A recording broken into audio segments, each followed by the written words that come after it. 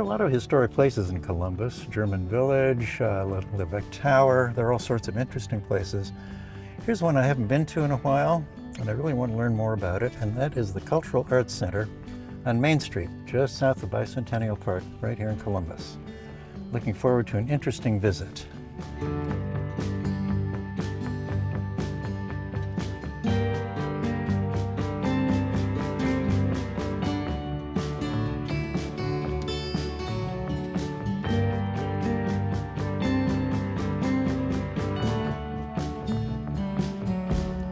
Hello, Todd.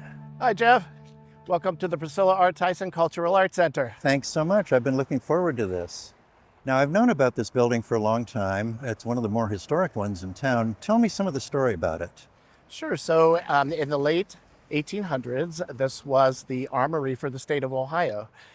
It was built on the property where the penitentiary for Columbus was, and the site was taken down and then moved over to Spring Street is where the penitentiary ended up. And so an armory is, what, they kept guns here, cannons, that sort of thing? The story is that there were ammunitions and soldiers in this building, and they were on the second floor and also in our lower level. It's now our jewelry studio. Well, I assume that's changed now, and it's really the National Guard that is sort of the state-level military force as opposed to something in a, well, it's in a city, but it would have been the state arsenal. Correct. But it's where they stored things, is that right, pretty much? That's correct. They did training? They did some marching drills, I hear, on the second floor that is now our painting studio. So tell me about that giant medallion at the corner here. Jeff, that's the masthead from a decommissioned warship called the USS Ohio. And it was brought here, placed on the corner, and recently refurbished about 5 years ago. Well, do you know when the military left here and it became available? It's a city property now, but I think it's part of Recreation and Parks Department. That's correct, yes. We're a division of the arts section of the Columbus Recreation and Parks Department. And in 1974 is when the renovation began on this building, and that was spearheaded by Mel Dodge, who was a visionary during that time. Mel really was. It was scheduled to be torn down, this building, and fortunately he had the vision to say, you know, we're going to keep this, we're going to turn it into the Cultural Arts Center. Well, I'd love to see more. How about a tour? Let's go inside, Jeff. I'll show you around.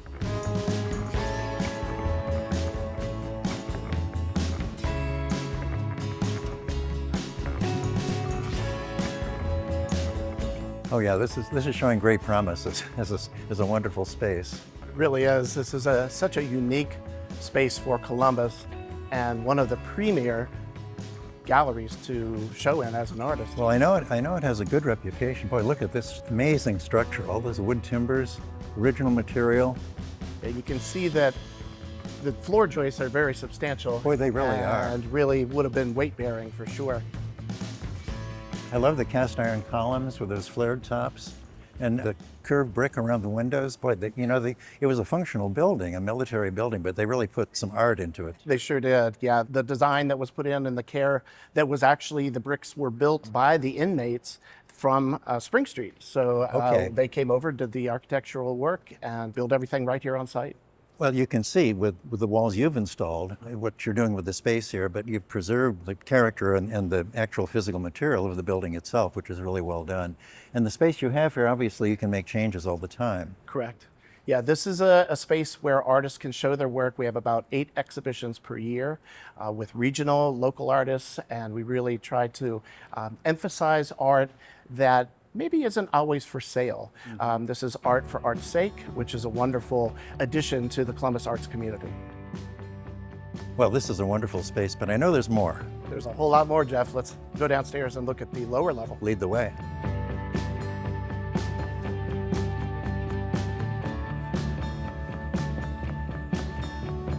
Aha. There is more. So look at all this. Obviously a studio. Now tell me, did we just step out of the building? We did. This was the addition that we're standing in right now, but you can see the outer walls that were originally to the building. It's amazing how thick the wall is, but built to last. It's very thick, but they didn't take into consideration our modern use today of Wi-Fi trying to penetrate those walls. I hadn't thought of that. So what are we seeing here? It's a studio now. What happened here? This is our jewelry and metal studio that was once the location where horses and livestock were kept.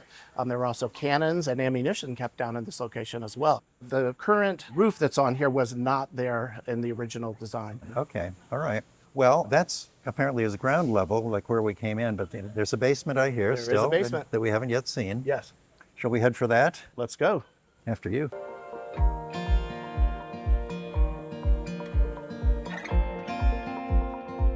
Oh, yes, I knew this would be the good part. Look at these arches.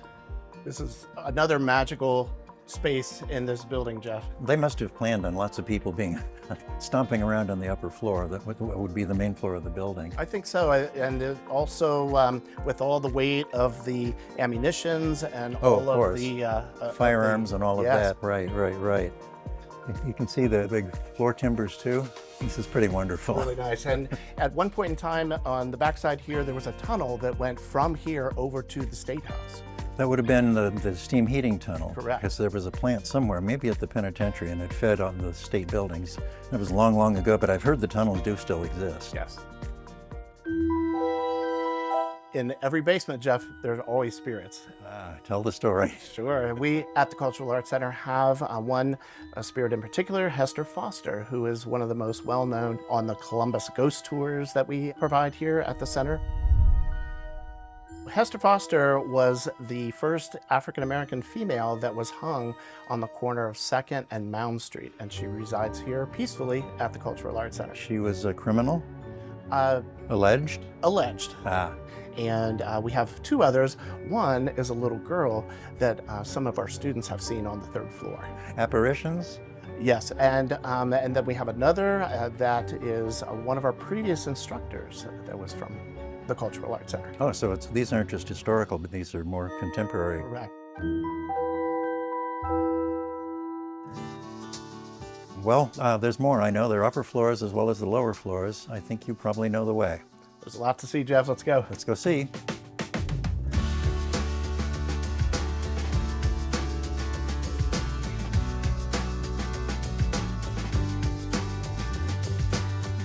Okay, I can see we're on, what, a 3rd level here. That's the 2nd level down there, the painting studio, right? That's correct, Jeff. This is a great vantage point to see the painting drawing studio. We also have printmaking down below. We have weaving right in front of us here. Oh, right. And there's just so much to do here and so many offerings for artists to come and create. I mean, it's so well equipped here. The investment here is significant, but boy, judging from what I've been seeing, it's used all the time. It really is, yes. We're upwards of 1,000 students this 8-week session. Great. And continue that throughout the year. Now, I can tell from the windows the way this floor cuts them off. This is an added floor, is that right? That's During correct, the renovation? yes. This was added on during the renovation, and so this would not have existed this way. But what it does is add a lot of extra space for Oh, it us sure to does. have Yeah, it studios really in. multiplies the space. The space that you see in front of us here used to be the painting studio, and we found an old Ditto typewriter form that indicated that before the air conditioning came into this building, they couldn't hold the painting class that day up here because it was 115 degrees.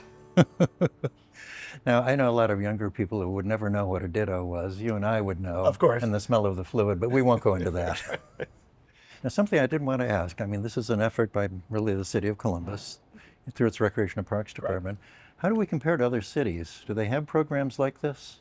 So Columbus Recreation and Parks Department is the 2nd largest Recreation and Parks Department in the country, next to Atlanta. We did some recent surveying around the country, and there is nothing that compares to the scope in which we do here at the Cultural Arts Well, Center. that's pretty impressive for little old Columbus. Yes. Come a long way since 1974. Absolutely. Well, what a great tour. I've really appreciated it. Thanks, Jeff. Appreciate you being here. But there is one more place that I would like to take you. Let's do it.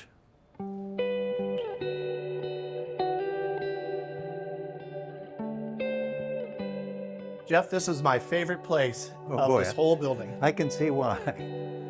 So this staircase was added during the renovation. Okay. And there would have had to been some kind of staircase, some kind of scaffolding up here because this was a shot tower. Aha.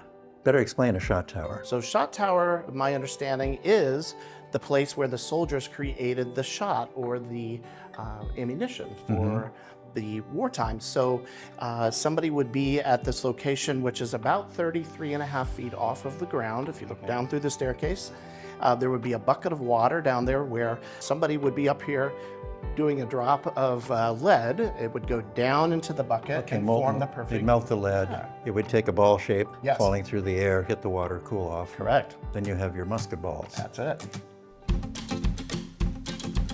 I have known about the Cultural Arts Center for a long time. You've really deepened my appreciation for it and how important it is to the city. So I thank you so much for a great tour. Thank you for coming and visiting us, and I expect to see you in a class one day. You'll see me.